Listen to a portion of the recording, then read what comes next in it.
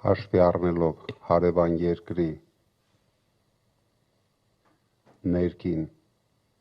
վիճակը, եթե դու չունես պետական լծակներ, չես կարող ոչ մի ազդեցություն ունենալ այդ երկրի ապօրինությունների վրա։ Ռուբեն Վարդանյանի հետ իրոք մենք ունենք լուրջ ընկերություն, երկու հարազատ ընկերներով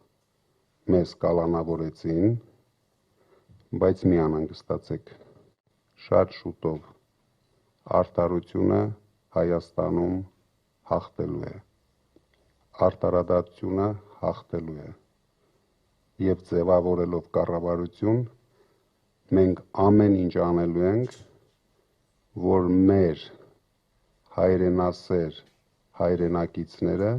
բոլորը վերադառնան Հայաստան, որովհետև ես վստահ եմ, որ դա կարող է անել միայն մեր ուժը, օգտագործելով